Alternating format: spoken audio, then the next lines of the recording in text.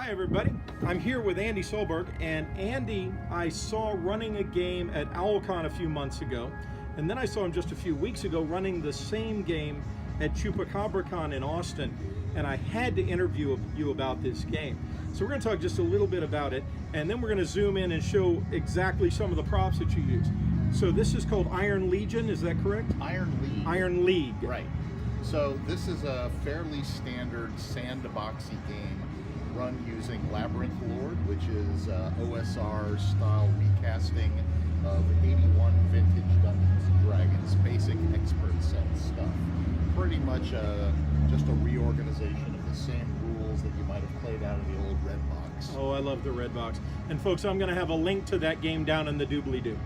So the nice thing about Labyrinth Lord, or Dungeons and Dragons in its oldest, most primordial form, is that it's kind of a lingua franca of the gaming community. It may not be the ideal game that you can play for, well, probably there's few people who think it's the ideal game for anything, but it is a game that most people are at least minimally conversant in. And so it's the kind of thing that is really functional at a convention, because you can have a reasonable expectation that everyone who sits down at your table at least has the idea of, oh, I need to roll a 20-sided die and then things will happen.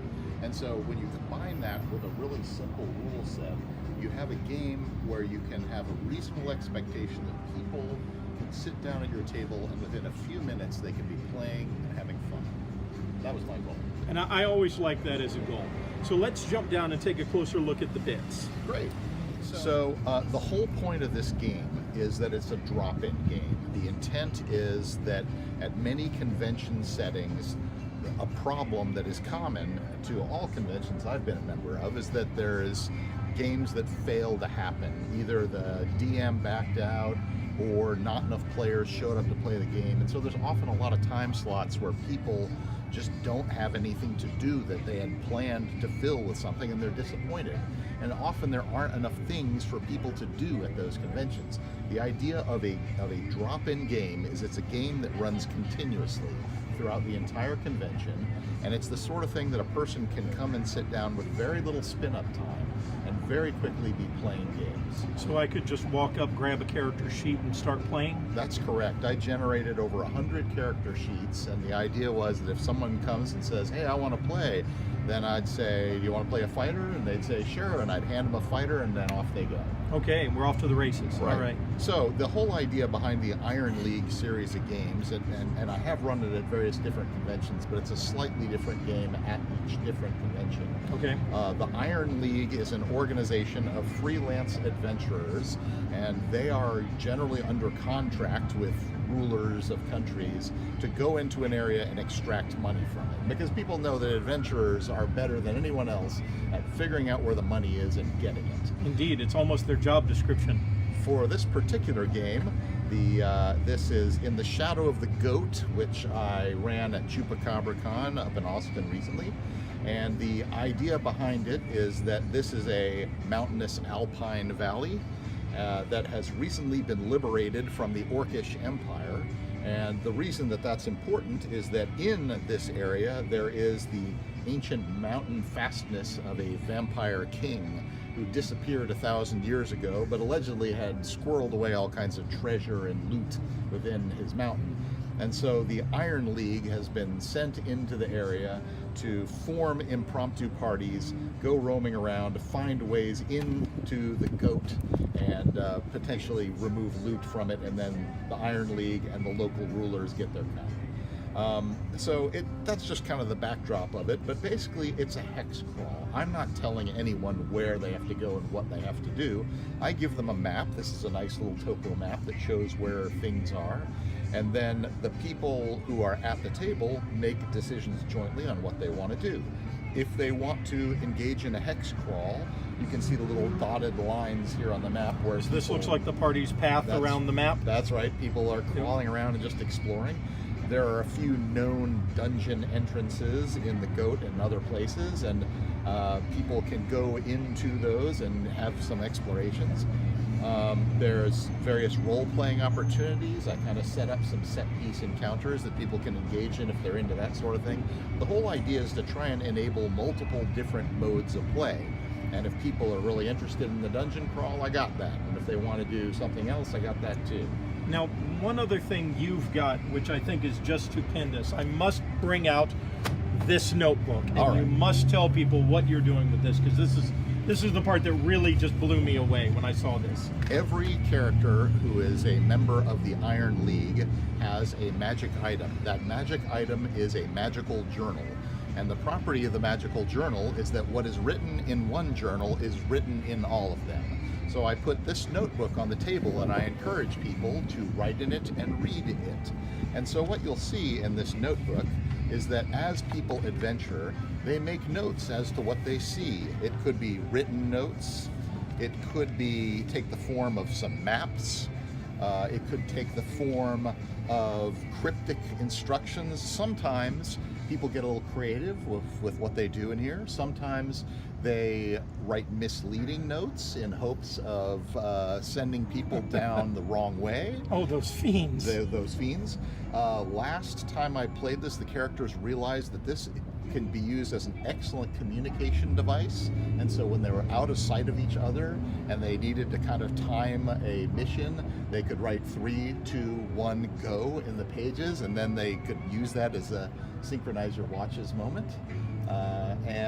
So I think players have gotten a lot of fun out of this, because people who just sit down at the table new and don't know what the game is about are sometimes a little disoriented. But then when they get the idea of the journal and they start flipping through it and seeing all these maps with cryptic notes on them, and they realize that there's a lot of adventure here that's happened in the past and probably a lot more to be had in the future, I think that really sparks interest and people really get into it at that point. So this has been a very useful tool for getting and keeping player engagement in the game. Have you yet had players go into this, pick out a dungeon that they felt they were strong enough, tough enough, high enough level to sweep, and then deliberately go back and re-sweep a dungeon? Yeah, so one of the things that happens is that this game has continuity, and so basically every con to the next con, like 3 months have passed, and so often dungeons sort of repopulate themselves. Things that have been cleaned out, they may come back and discover that monsters have moved back in. The old treasures that were there, of course, don't regenerate, but you know, there's kind of some continuity to it. And so there's definitely situations where players go back to old dungeons and say, that area looks like maybe there should be a secret door there. I wonder if the last guys really searched it well. And so, and more often than not, stuff like that does bear fruit in the form of things that no one's found yet, because you know, no one ever finds everything. No. Right. So that's been a lot of fun to see people explore that and enjoy it. You can see that I've tabbed it on the side. This particular game I ran in 2017 and in 2018, and I hope to be back in Austin for ChupacabraCon in 2019 so we can build upon that. So Andy, this is super cool. Thank you for sharing this. So imagine I'm a GM, I've run a few games here and there, I've played some Dungeons and Dragons. Maybe I'm not familiar with old school Renaissance, but I kind of get the general idea.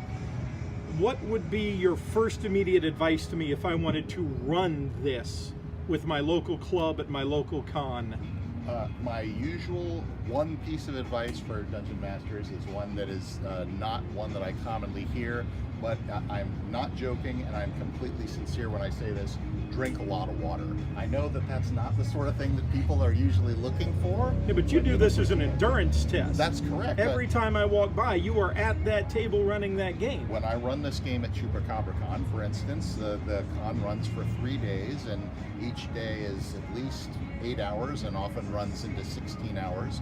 And my goal is to be at the table throughout the entire thing because I'm providing a service. I'm trying to generate something that people can sit down and drop in and fill in the spare hours of their con. And I can't do that if I'm absent from the table. So yes, it is a little bit of an endurance thing. But even for people who aren't running for that long of a stretch, my number one piece of advice that I can give to Dungeon Masters, believe it or not, is drink a lot of water. As you can tell, there's a lot of talking involved in this. There's a lot of standing, a lot of concentration. And it doesn't take too much of that for you to suddenly realize I'm dehydrated, now I've lost my voice.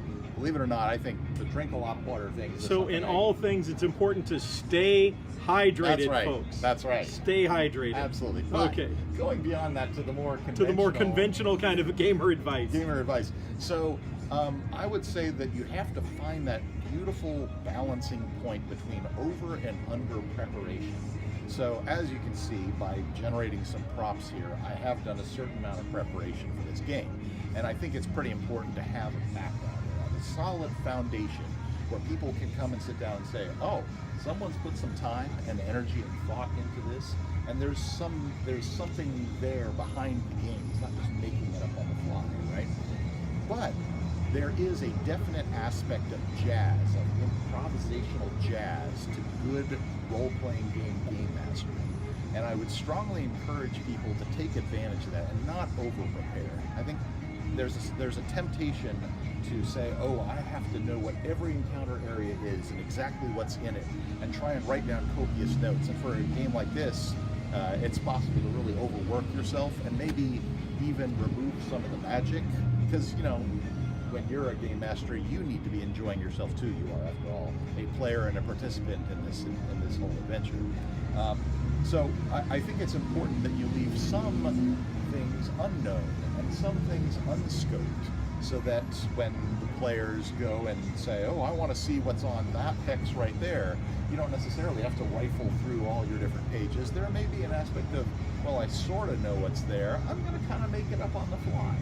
And I think good game masters, that's a skill that game masters develop over time, is learning how to kind of BS your way through that. And as long as you have that good, solid foundation of preparation, you can, I think you're going to find a fairly facile transition into developing cool role-playing situations out of nothing. Cool. How much do you think old school Renaissance style gaming contributes to that? So I was talking to Jared the other day, and I've noticed again and again a lot of the old school Renaissance games really push improv.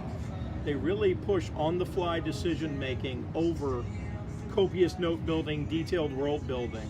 You know, that's a great point, and I think you're right that it is a definite hallmark of OSR gaming, and I think that just goes back to the rule sets themselves.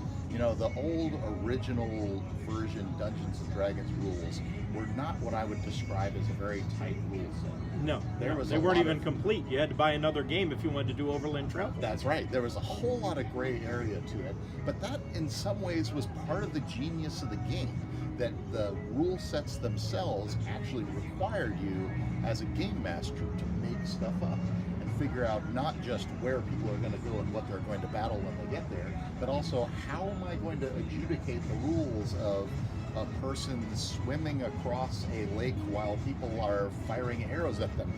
There's no rule in here. I know, I will just roll a six-sided die and blah, blah, blah, blah, blah. I think that's part of the genius of the game. Now, I'm not at all criticizing a game like Pathfinder that has a much thicker, more robust rule set where there frequently is a rule for every situation you can imagine. Those are fine games and fun games, and I enjoy them too. But it's a different game. It's a game where I think part of the magic and mystery of making things up on the fly is somewhat lost. And that's why I am such a proponent of the OSR gaming experience. I feel like that's what I grew up on. There's a nostalgia aspect to it, yes. But I think there's also qualitatively a difference between that experience and the experience of a Pathfinder or a 3.5 or a Starfinder or something similar. And I enjoy it. Yep. Yeah.